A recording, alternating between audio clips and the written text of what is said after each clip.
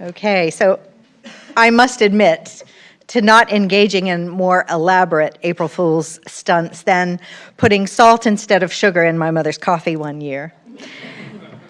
But I think one reason why we need April Fools is that every once in a while, we need to shake up our comfortable, predictable existence.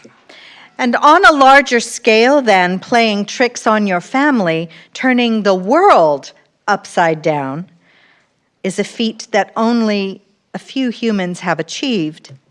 As my colleague Megan Robern writes, many of the world's great religious icons played the role of holy fool in shaking up their surroundings and interrogating power structures, Jesus included. Some would say that those people are foolish to try to change the world. And this morning, I'd like to ask what we can learn from those that do. The holy fool, according to a definition by author Michael Dawes, is an individual who outwardly behaves in an eccentric manner by the commonly accepted standards of their society. Inwardly, they pursue a religious ideal or are enlivened by mystical experience. We have in the Hebrew scriptures examples of the prophets who clearly were considered fools or madmen. Isaiah, who wandered around without his clothes on. Ezekiel, who, after witnessing a vision of God and becoming mute, ate a scroll that had been given to him, and then used a sword to shave off his beard, scattering some of the hairs, burning others, and sewing some into his clothing. You never knew the Bible was so interesting, did you? Stephen Beale writes that, like the prophets, Christ's behavior was utterly bizarre, disruptive, and confusing according to conventional social standards of the day. This was, after all, someone who promised to rebuild the temple in 3 days, dined with prostitutes and tax collectors, boo hiss at this time of year, right? Drove demons into a herd of swine, healed a blind man by rubbing mud in his eyes, and once walked on water. It doesn't get weirder than that.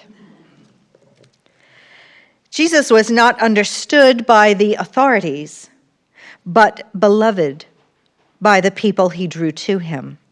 And also remember that when he first began to heal people and preach, when he named his disciples and charged them to do the same work, his family came to take custody of him because they said publicly, he is out of his mind. But it took St. Paul to make a theological strength out of the seemingly crazy things that Jesus did. And in his first letter to the Corinthians, Paul uses an admonishing tone to point out that while the Corinthians live in riches and privilege, the followers of Jesus Christ share the disrepute of being fools for his sake. 1 Corinthians 10 through 13, we are fools for the sake of Christ. To the present hour, we are hungry and thirsty, we are poorly clothed and beaten and homeless, and we grow weary from the work of our own hands. When reviled, we bless. When persecuted, we endure. When slandered, we speak kindly. We have become like the rubbish of the world, the dregs of all things, to this very day. He also wrote in Corinthians chapter 1, 18, the message seems utter foolishness to those who are perishing, but to those who are being saved, it is the power of God. Paul argues that it took some crazy actions to get our attention as sinners. And he writes in Corinthians 1:21, for since in the wisdom of God, the world through its wisdom did not know him, God was pleased through the foolishness of what was preached to save those who believe. As Christopher Gaddis writes in an article on holy fools and clowns in Church Life, Paul claims that God perversely overturned the wisdom of human beings by means of those to whom Jesus ministered, the lowly and despised. God chose what is foolish in the world, he wrote, to shame the wise. God chose what is weak in the world to shame the strong. God chose what is low and despised in the world, things that are not, to reduce to nothing things that are, so that no one might boast in the presence of God. He is the source of your life in Christ Jesus, who became for us wisdom from God, and righteousness and sanctification and redemption, in order that, as it is written, let the one who boasts boast in the Lord. So the idea of being a fool for Christ caught on in the early Christian community, and foolishness included consistent rejection of worldly cares and also of imitating Christ, who, as we see in the narrative of the Passion, endured mockery and humiliation from the crowd that turned on him. Being foolish for early Christians also meant being countercultural, something we UUs claim to know a lot about. Rejecting the dominant cultural norms seen in the Roman world of hypocrisy, grasping power, and the use of brutality. That world did not care for those on the margins of society. And that is what made Jesus so remarkable. Those Christians who chose martyrdom over compromise with or capitulation to the Roman authorities were seen as fools, who would rather die gruesome deaths for a teaching that was so antithetical to the dominant values of the Roman Empire.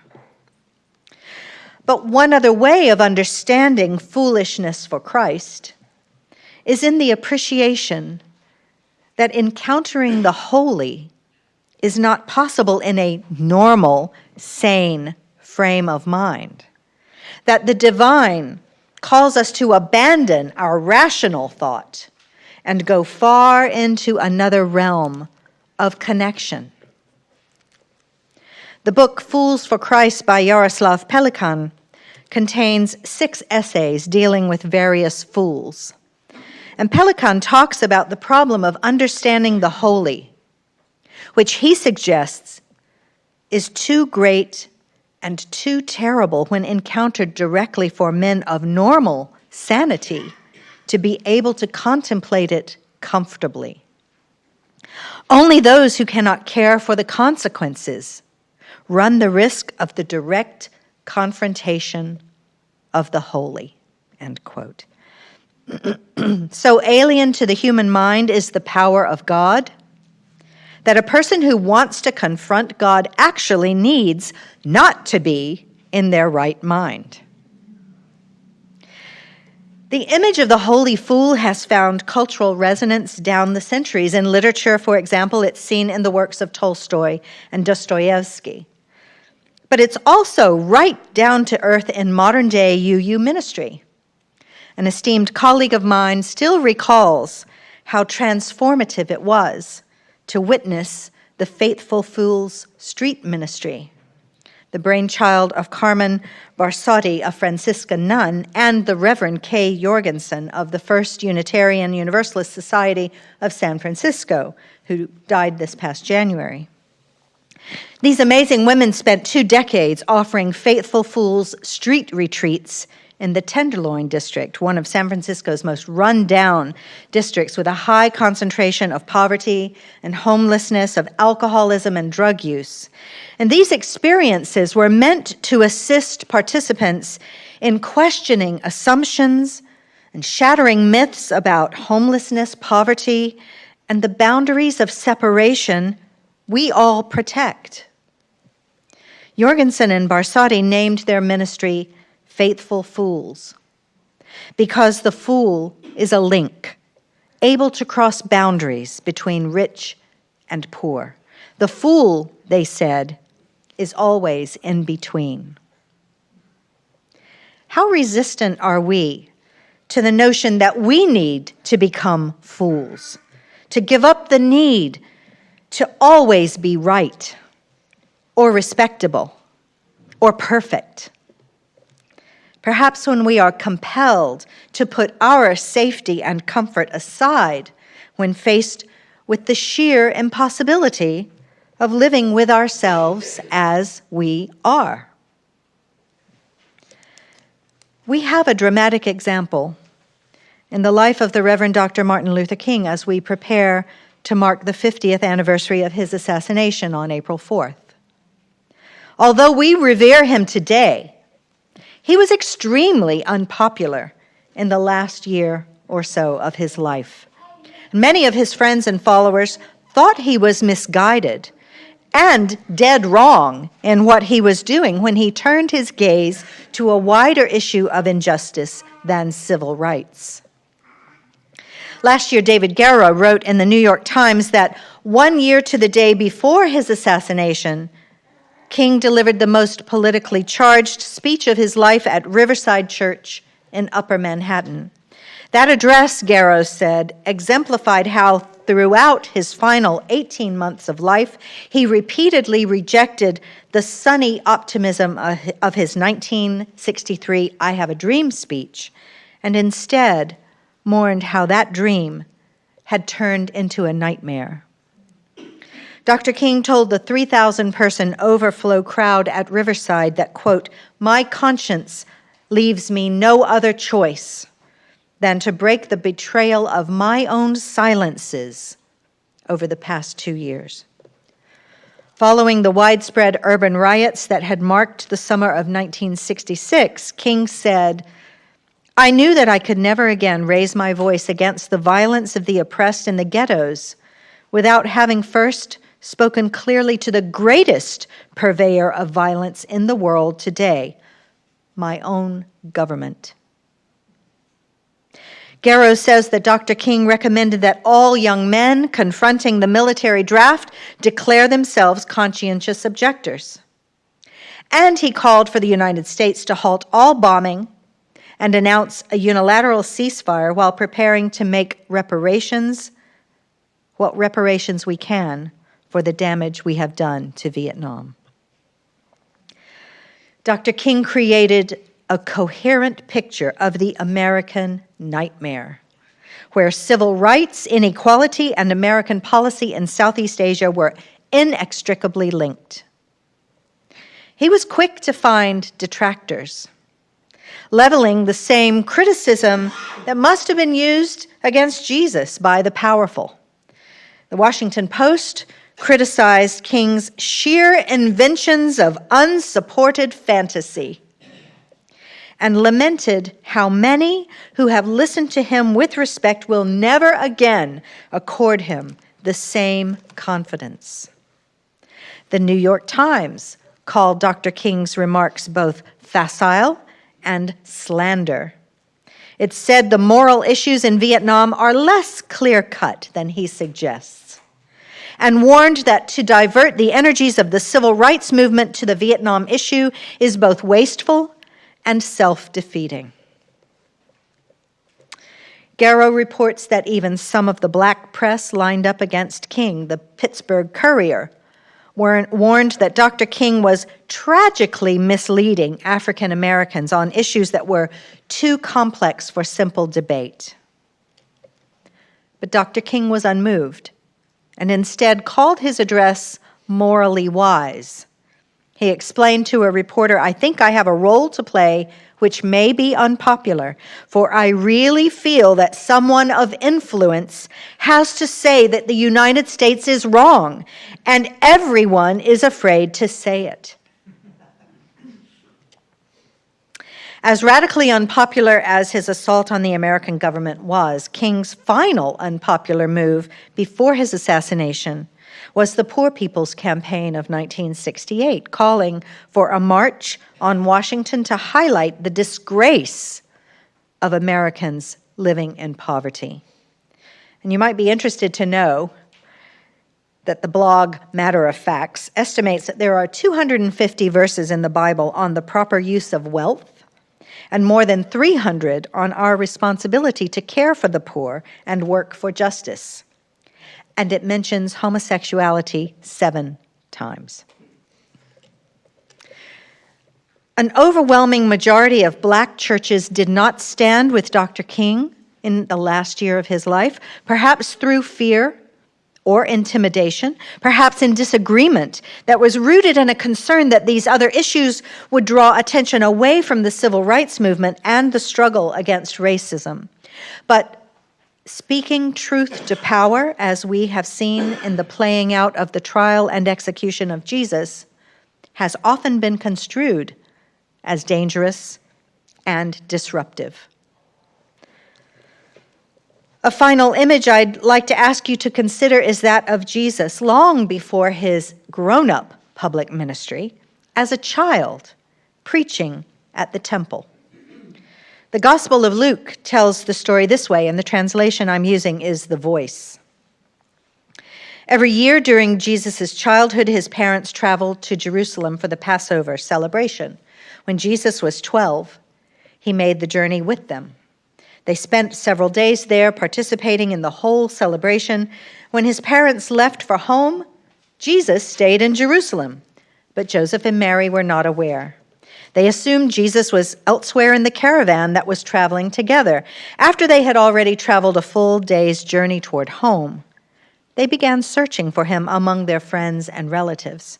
When no one had seen the boy, Mary and Joseph rushed back to Jerusalem and searched for him.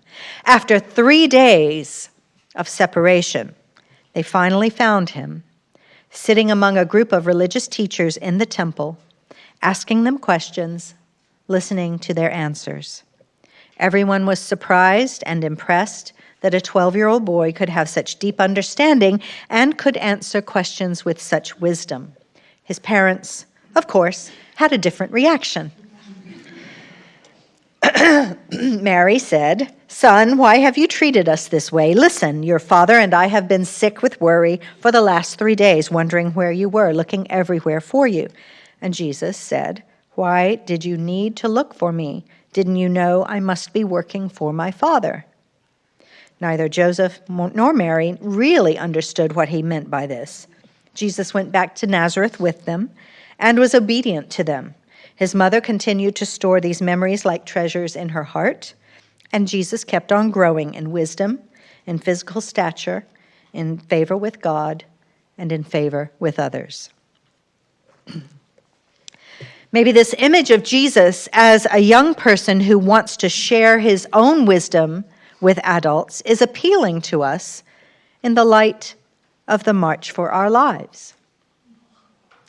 And it could be why Pope Francis this week in his remarks at the start of Holy Week services at the Vatican urged young people on Sunday to keep shouting and not allow the older generations to silence their voices or anesthetize their idealism.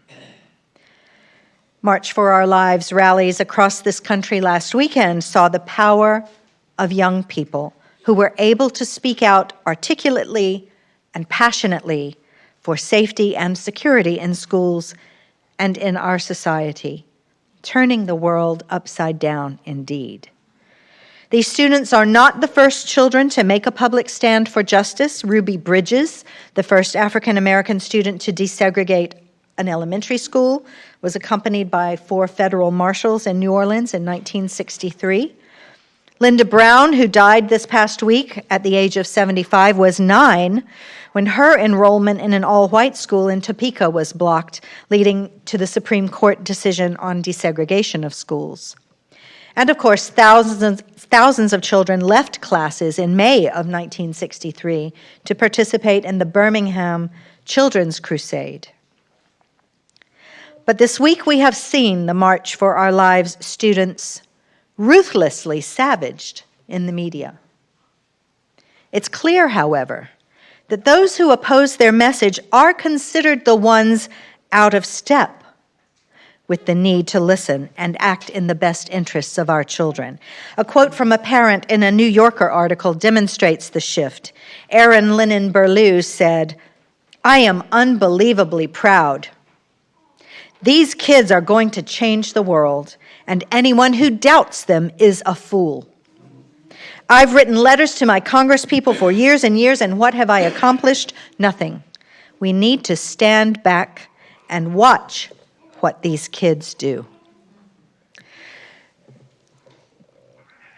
The seeming foolishness of expecting these young people to succeed in moving public opinion or in challenging the immense power of the National Rifle Association kind of went unsaid before the march took place. We were very skeptical. What could they do? What could they achieve?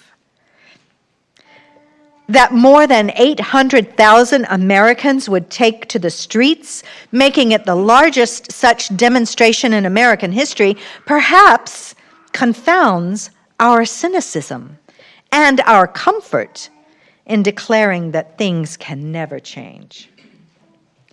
The threat this new voice poses to the status quo is clear. Those who protest need to be insulted, diminished, made to look foolish and ineffective. But young people are standing their ground. Marchers and speakers at rallies in North Carolina last weekend were especially vocal in their condemnation of the Republican state legislator, Beverly Boswell, who called students who walked out of a middle school to protest Tide Pod eaters, a snide reference to the recent apparent trend of teens eating detergent pods. David Hogg, the young student taunted about his university applications by conservative talk show host Laura Ingrams, refused to accept her apology, which she was glad to give after at least 9 sponsors pulled advertising from her show. So on April Fool's, then, I, for one, call for more, not less, foolishness. More, not less, upending of the established order.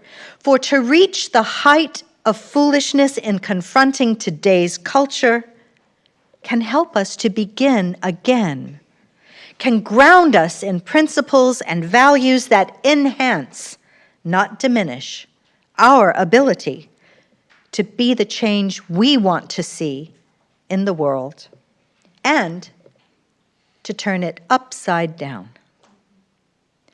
May we be the ones who make it so. Blessed be. Amen.